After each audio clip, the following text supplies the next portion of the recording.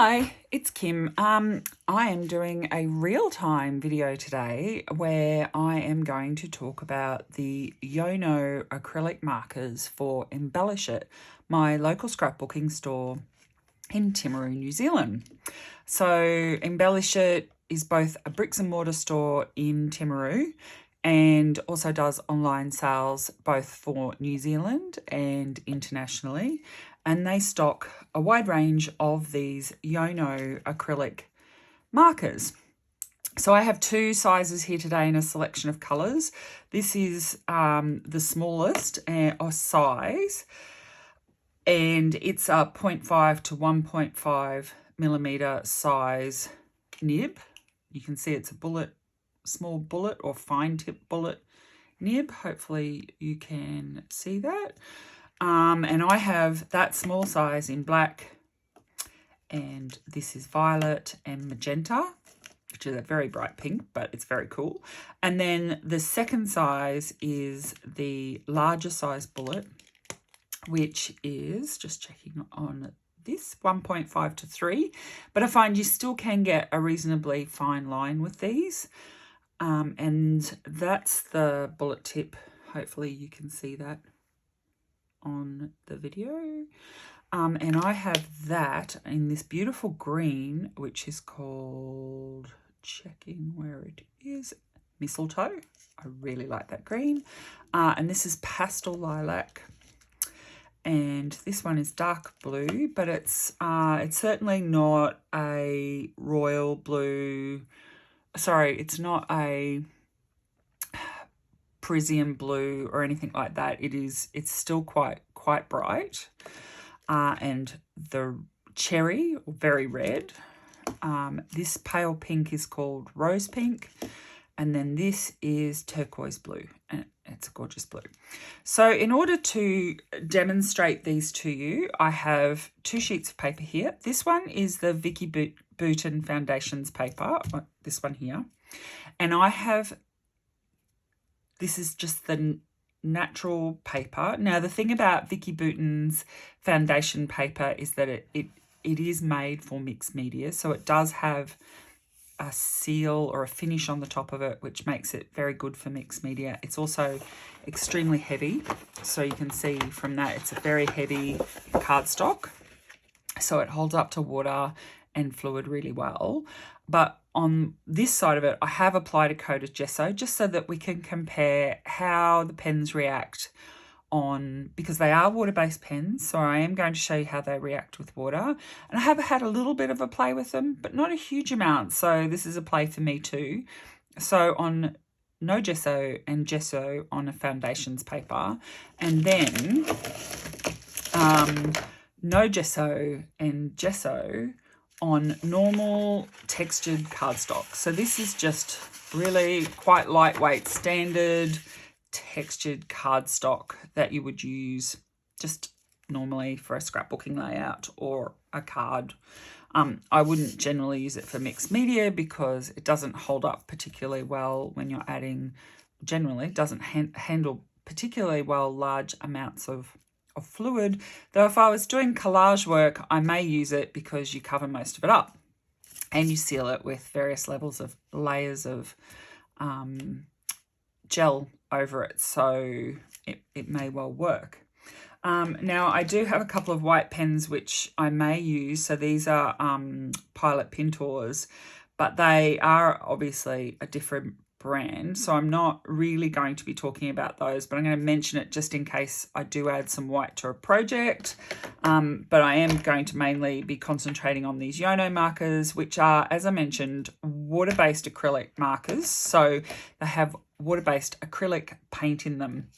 Now, just to let you know, when I prepped these cardstocks, I did use a Liquidex clear gesso for them. You could use any gesso. If you use a white gesso, it will be a different color to the white of your cardstock. So I would recommend that a clear is probably a better option if you're just looking to seal a background. but any clear gesso will do the job for you. It's a good idea to try a few and see which one you prefer. I applied it with a very dirty Finnabar Art Basics 2-inch silicone brush. I love these. So I have the 2 and the 1. I was doing a lot of art journaling yesterday and I accidentally left a whole heap of chalk paste to dry on my brush, but it's slowly coming off and I will get the rest of it off. I'll soak it or something. But you'll see that these brushes are very, very flexible. They allow you to get a very, very thin coat of the gesso or paint or whatever you're playing with onto your surface. And with the gesso, that means that it can dry very, very fast because you don't add any excess at all. Very thin coat. Absolutely love that brush. And Embellish It can stock those and provide them to you if you are interested in them. Okay. And at the end of this video, I will show you some art journaling pages that I have used these markers in, and you will be able to see them in action. And I will try and do a video, some art journaling videos where I use these markers as well. But for today, this one will be mainly just a play with the markers and how they work. So let's start. This is what the markers are like. I might just put these here so that we can access them easily. So just first of all, so when you get them, they'll be sealed.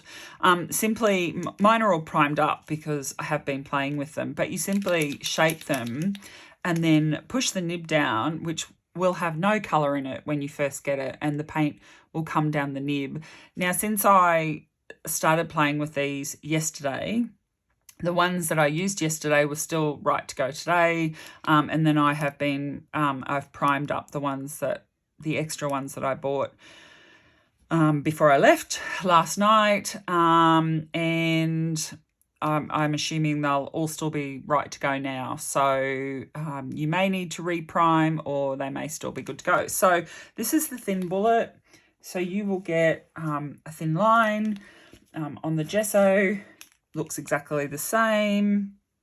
It might be just slightly different, but pretty good.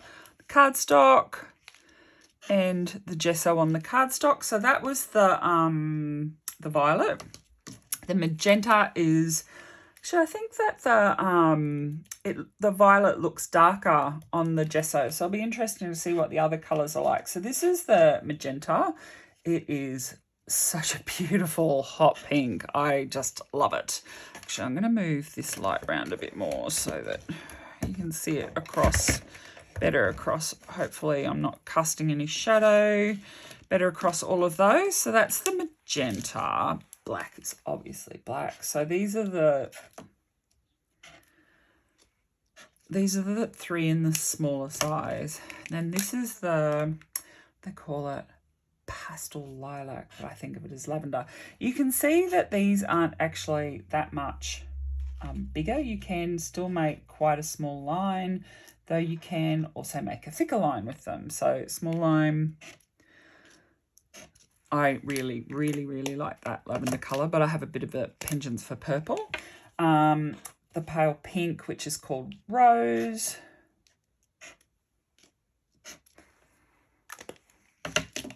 This is the dark blue.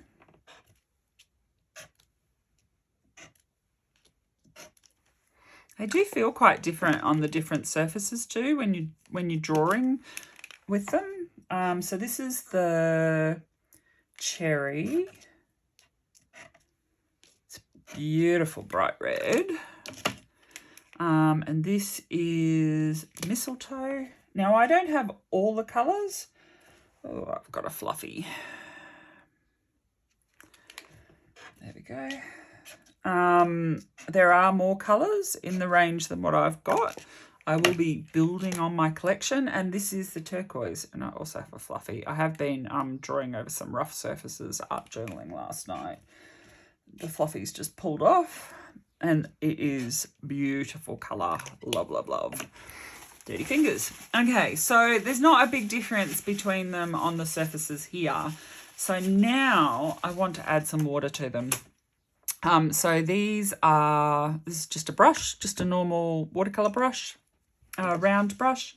I might start with some of my favorite colors. So what I will do though is I will add, and then I'll put the color down and then put the water on it, because once it's dry, it will be a lot harder to move. So when it's dry, it'll be like normal acrylic paint. Acrylic paints are plastic. So when it dries, it's going to dry solid and it's not going to be able to move. So if you want it to move, you're going to need to move it while it's wet. As it starts to dry, it's going to be less able to move. And as it sinks into the paper, it's less able to move as well. So in that, you will remain an imprint in the paper as it sinks into the paper fibres. This is why I'm thinking that the gesso may make a difference with how it moves, because it won't be able to sink into the paper fibres as quickly. So this is the Vicki Boutin Foundations paper with no gesso. You can see here that I'm able to get quite good movement in it. It's there's plenty of colour coming off that paint strip, but you can see that the paint has sunk into the fibre of the paper. So there is a line there underneath the colour wash. So this is with the gesso. Oh, wow, look at that. So there is very little, if any, line left there, because the paint pen or the paint in the pen hasn't been able to sink into the fibres because of the gesso, and so much colour has come there. So that is a really nice wash. So that will dry very much like a watercolour. That's super pretty. Okay, so on standard cardstock, line, water. Yeah, that's definitely the worst of the lines, even comparing to the non-gessoed. And the Foundations paper, you can see that there's definitely not as bad a line as here. That's, yeah. You can see that paper has very much grabbed that paint and it's sunk into the fibres. You can also see the texture of the paper here. So there you go, that's nice. A little bit of dabs. If I do that over here, see what, yeah, that's so pretty. I love how that how the water moves through the paint and gives you those rings. That's so nice. I do like how paint moves with water in it, and then when they dry, you'll get those variations. So that won't break through the edge of the paint there unless you encourage it. Same over here. So yeah, really pretty. Okay, so on the gesso, putting it down, adding the water to it, and again you can see that because of the gesso, no line. It's worked really, really well. There is no line there, though. You can see obviously the texture of the cardstock because with the texture, it's obviously got like tiny grooves in the paper, and more of the colour sinks down into those grooves than into the higher parts. So we'll just add some more water in here and get some pretty spots. So you can see that the gesso has made quite a massive difference, even on this really high quality mixed media paper. Maybe no, there's no line there. Really has made such a difference to how the colour in the pen moves, and you really can achieve a beautiful wash effect with these paint pens if you wanted to. So you can also, because you get this fantastic wash, I don't want to lift it. I want to let that dry. I might just hit those with a heat gun so they dry and we can keep them really quickly.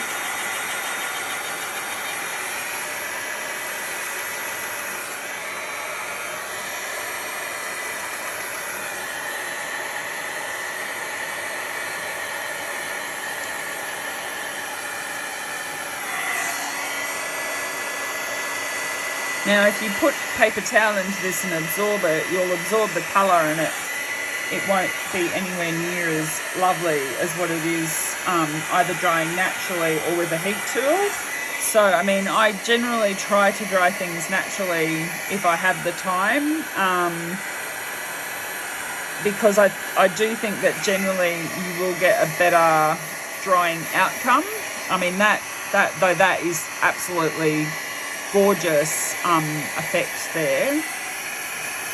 It's be interesting to see how this one goes, whether we get as nicer dry. Like, I love the drying puddles that you get.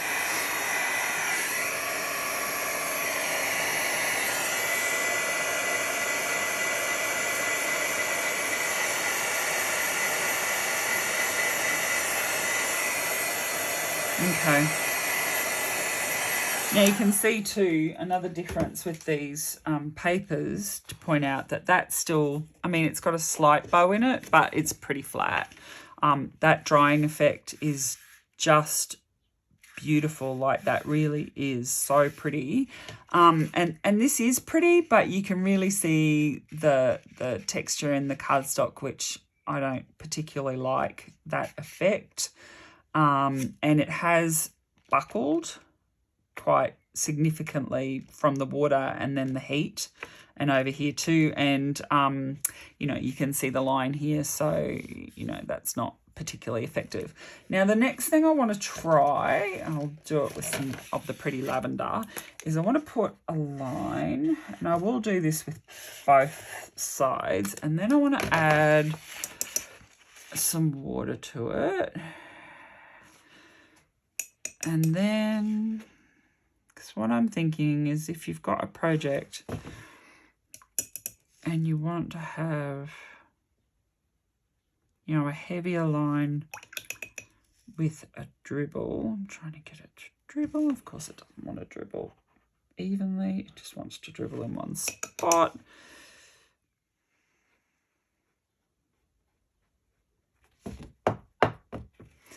Yeah, when I tried this before, it worked perfectly. Of course, it doesn't want to work perfectly for me now. Of course not. Why would it want to do that?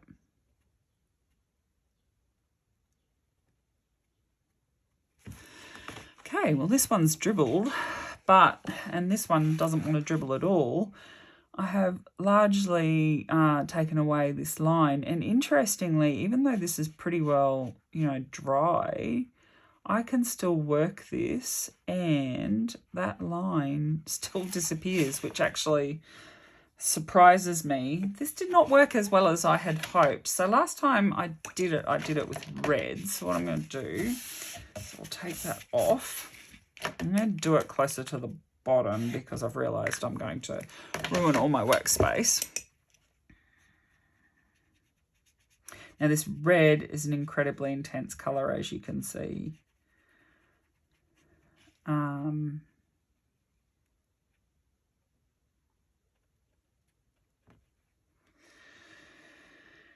Yep, again on the Foundations paper, I was working on watercolor paper when I had a play, and yep, it just does not want to do that at all. So that's not going to work on there. So I'm going to try it on here. It did work on watercolor paper, which I'm not playing with in this video. I'm just about out of watercolor paper at the moment. So yeah, I'm not using it in this video, but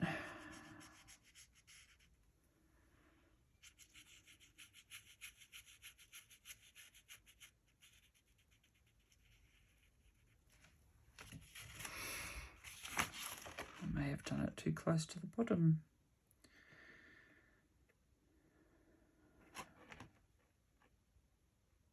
It looks like this one here on the gesso has actually given the best effect. This one's just pooled at the end.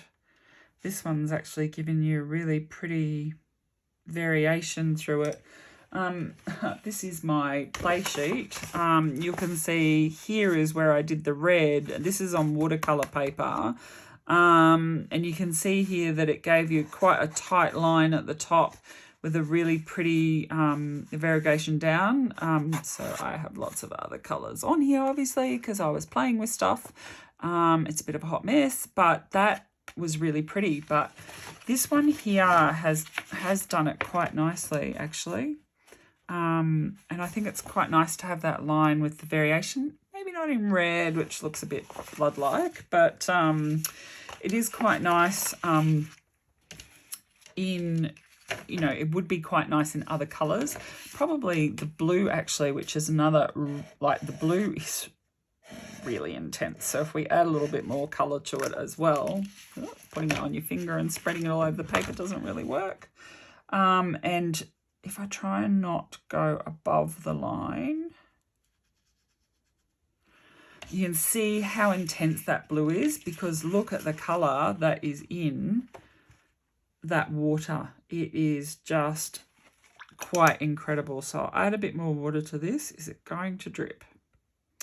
Just really doesn't. That's probably where the watercolor paper does have the bonus, because watercolor paper really helps fluid to travel on it. It's just amazing for that. And so it's possibly the features of that paper. But that blue is quite incredible, actually. It's an incredibly intense colour, that blue. And that it gives a ombre effect by doing this. And that is really pretty, really pretty. Just going to mop that up. And then I am going to... That is just, that blue is really nice colour.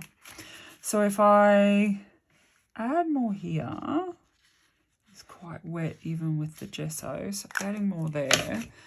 And then rather than letting it drip, if we pick this colour up and then we just water it down and then wash our brush.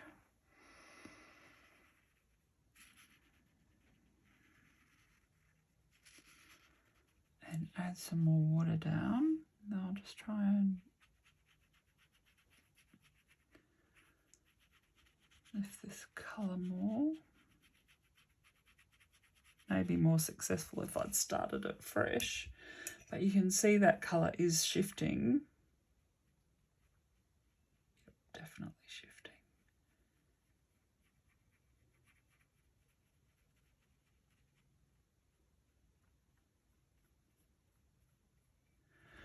Okay, some more water, help it move a bit more.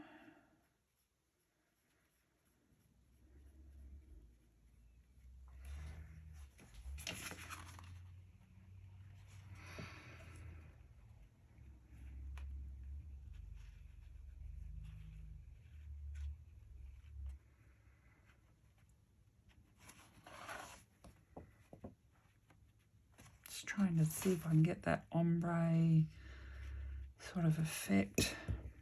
Probably should have started fresh, would have made it a lot easier. But yeah, that you can definitely experiment, because those colours, some of these ones, the red and the blue and the violet, like the dark and the magenta, they're really, really intense colours. And using a gessoed surface gives you much more time to play with the medium, with the paint, than if you use an ungessoed surface. So I really like the effect of the sponging off of the water too with the paint. Okay, that's really pretty. So now what I want to look at, coming back to our, I might just clean up, oh, just hit that with the heat gun. I want to look at this.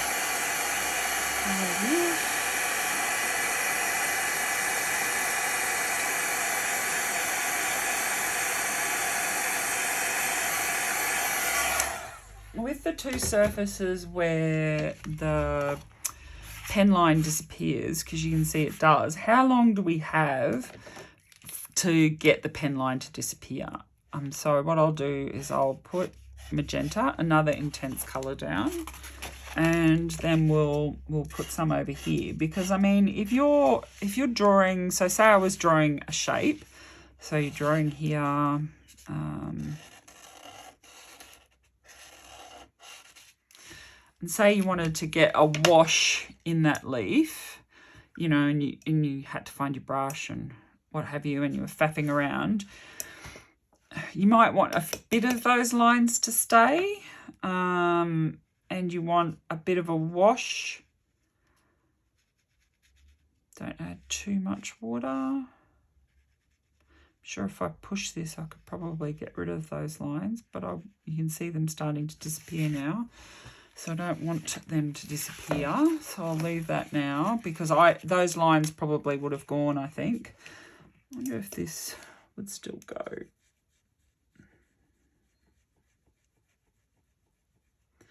Yep, see, that's still going to go there. Yep, so you could have still created a wash there. So I'll do a leaf here.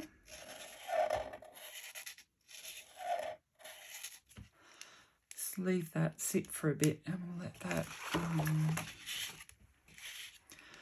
and I'll put another one here.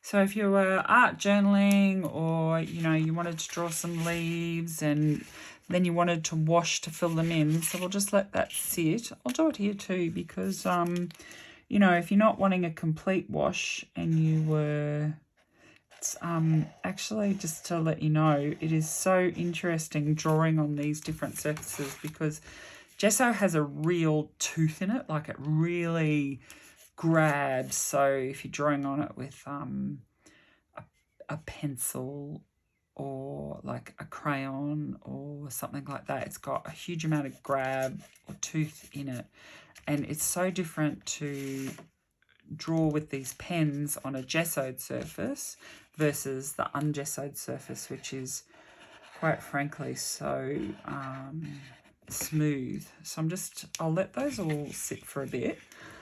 And maybe we will do something else. So what I might do, I will set those aside for a bit and we'll come back to them. I might show you some art journaling examples that I have done using that product. So these products are, these couple of watercolors are inspired by Suzanne Rose. She's on YouTube. I love her work. She does a lot of work with very bright colors, with watercolors and crayons, and actually there's no pen work on that one, but there is on this one. And she also designs some beautiful stamps. And she inspires me to try and do things that I have never done before, because I love colour. Excuse my dogs. There's birds if you can hear them in the video.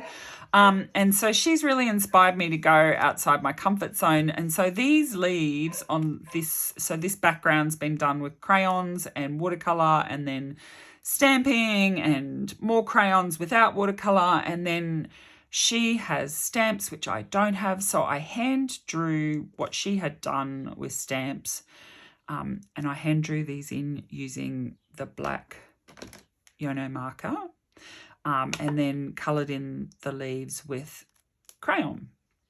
So there's one use for the marker. That one doesn't have any on it.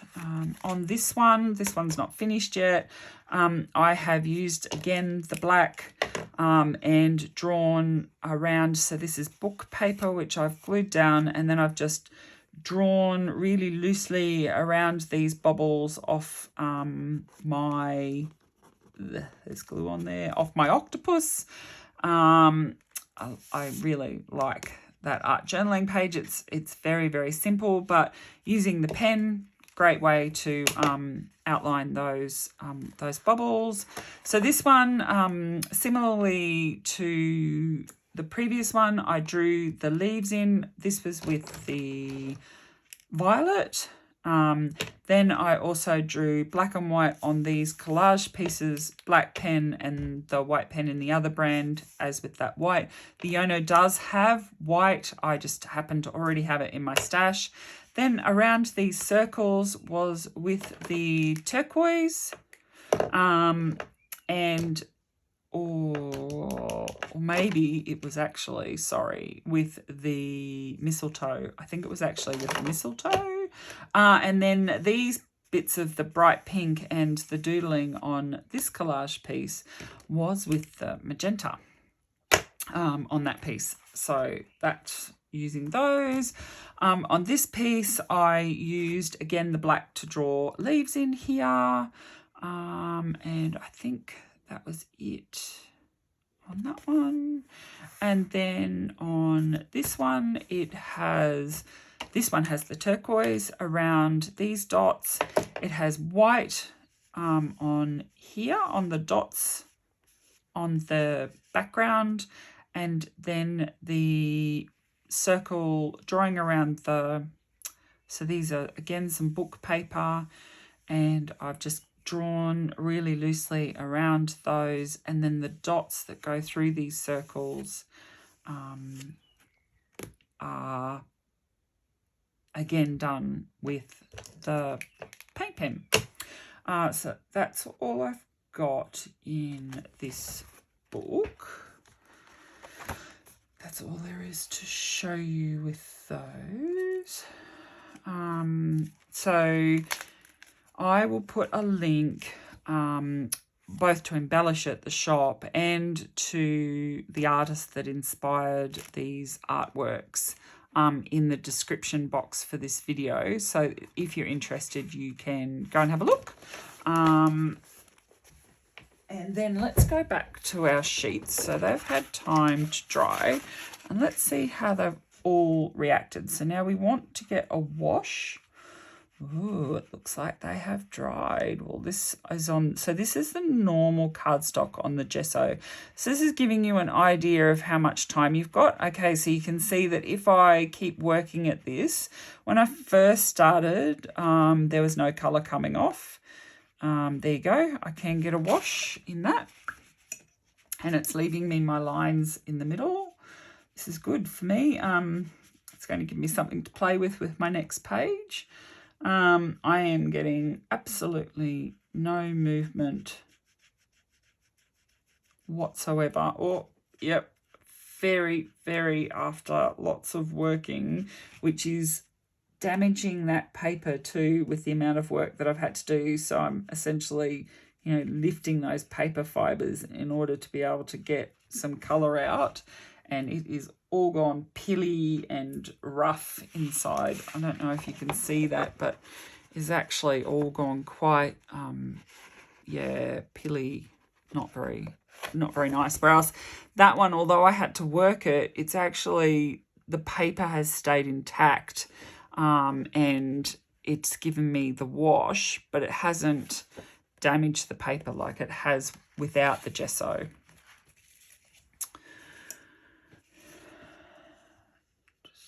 What happens here. So this is the foundations paper with the gesso. Yep, I'm starting to get some colour. Okay, yep, and so I can get a wash. So you've got to work at it a bit in order to get that, and you're getting a little bit of fading, but not a lot. Same with, it's very similar to the gesso on the cardstock. Again, it hasn't pilled the paper because you've got the gesso to protect it.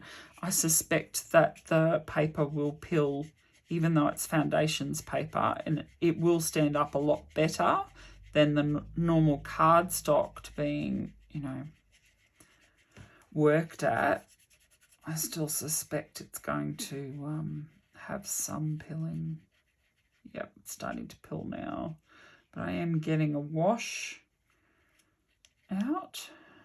but yeah, the paper has pilled again. So you can see how there's like little balls on it. Hopefully you can see that in the video. Whereas this one, nice and smooth. So the gesso has done its job and protected.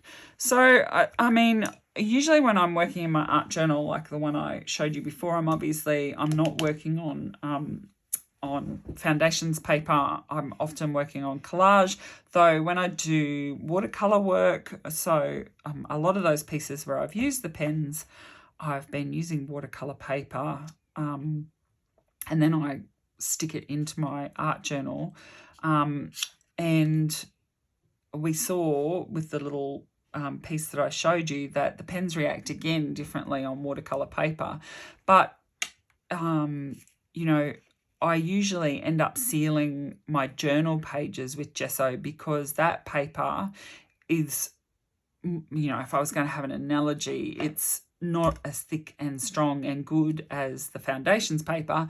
It's not as soft and fine as this cardstock. It'll be partway in between, but it is different to both of these, but it's still not going to stand up to being pounded with lots and lots of wet media. So usually my first step with every page is to add a layer of clear gesso. And that will mean that if I wanted to do this technique, you can see that, you know, it's great. I can get these, and it's a smooth surface. So the journal has like a smooth surface. And the other thing is that, so you won't get that texture, and you will get the protection of the gesso if you've sealed. So if you're doing it with art journaling and you're using mediums, I might just quickly pull out. So I've got, you know, I usually stick my my collage pieces down with a gel medium. So I've got a soft matte gel here. So I'm just going to take a bit and just apply it over the gesso, which won't matter. You can see how this brush just gives you it will actually seal. I'll put it over here. So it's not gonna, yeah, I've got to give this brush a good clean. It won't activate these pens because they've dried enough and I'm not working at it enough. So you can see that now that pen work's going to be sealed in there. And it will mean that this work will be sealed too. So if you were wanting to cover up previous work, you know, gel medium would do it. Just going to clean this because we know what happens when you don't clean your brush straight away. You end up with, you know, crap all over it like I currently do here, which I'm, you know, not quite sure how I'm going to get that off. A bit disappointed in myself actually because I love that brush. Just seal this. Now get this to dry.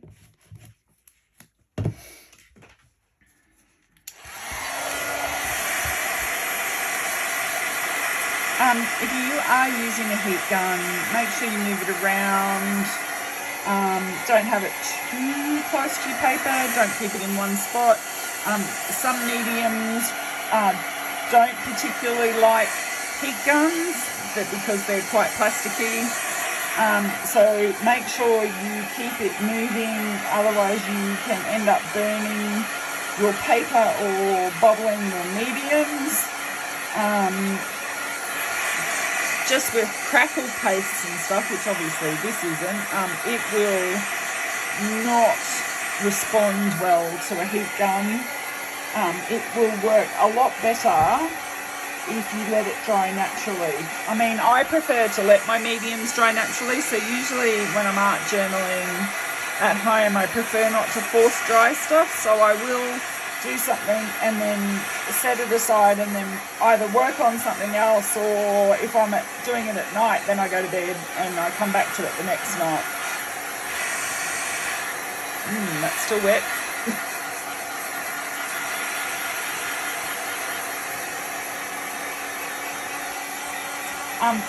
You can, when you're drying stuff, generally, like this is a matte medium, And so it will, you won't have any shine on it once it's dry. So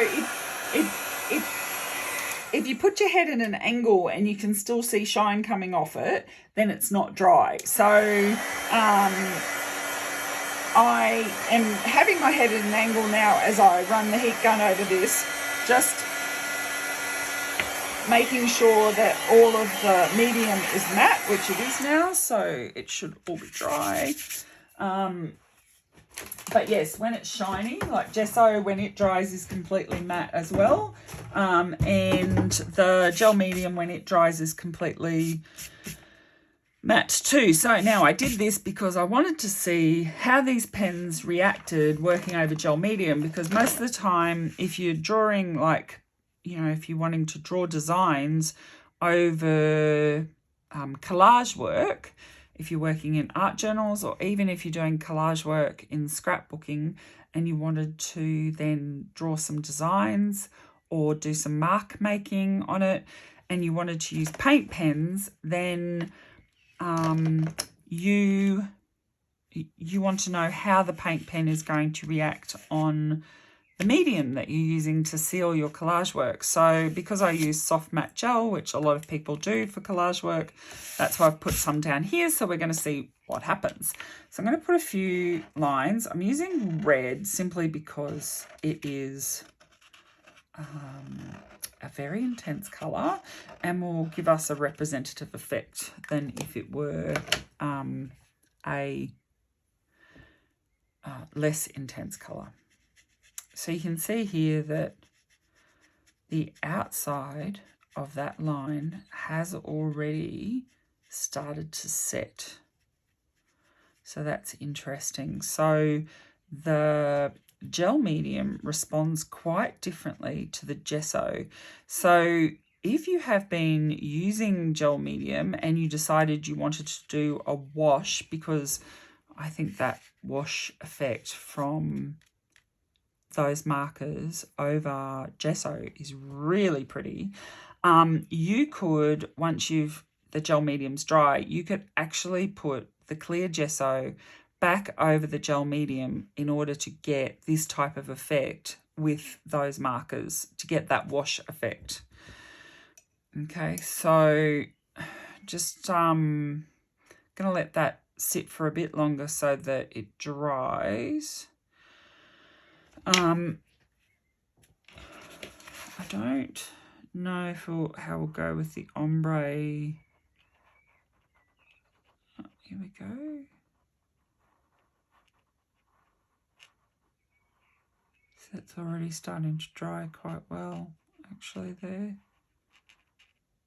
It's not really wanting to come away much now.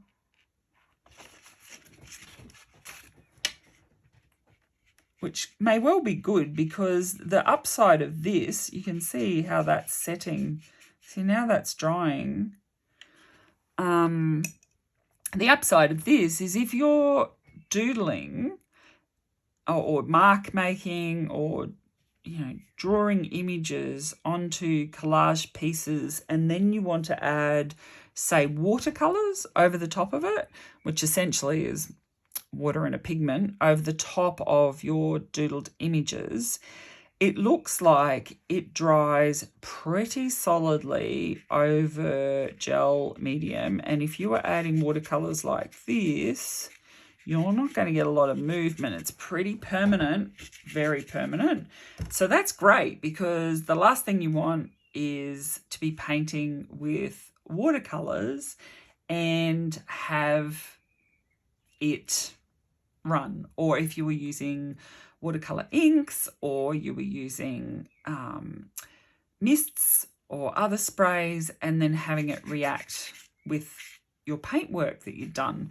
So it actually looks like you're going to get quite a permanent effect. And I would say that the drier your paint is, like your paint pen is, yeah, see, that's, I don't even know, I'm really scrubbing at that.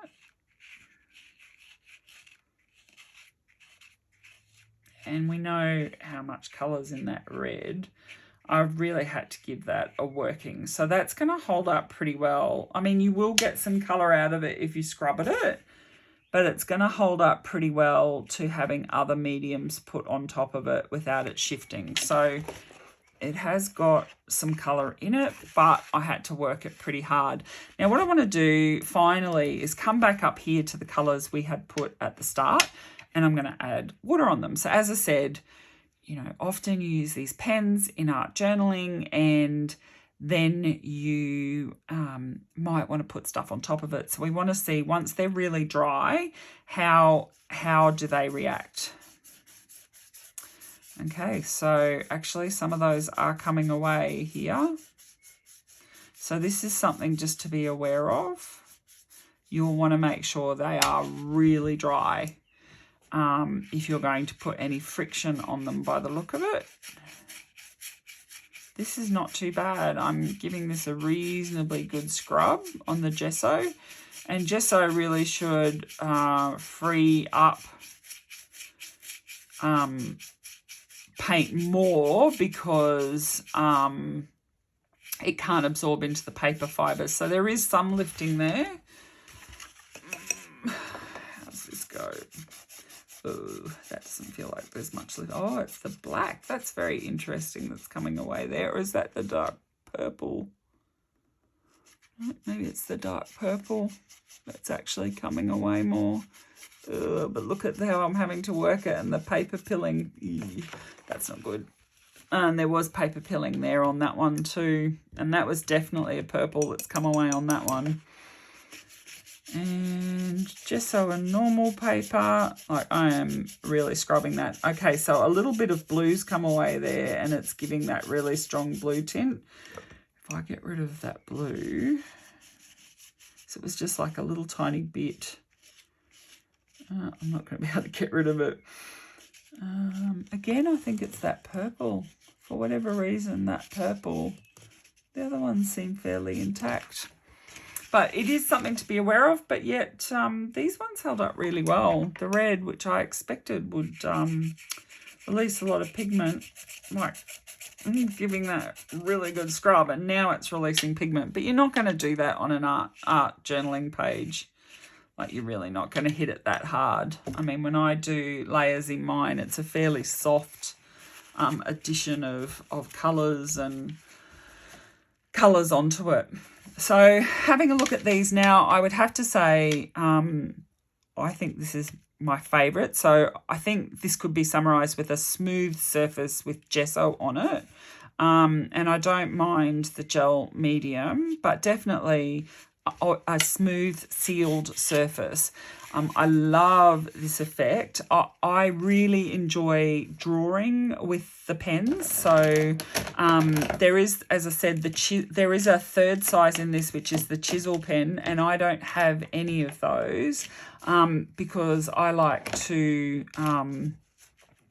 mark make and draw with my pens, and I think that the bullet tip and the fine tip are better for that.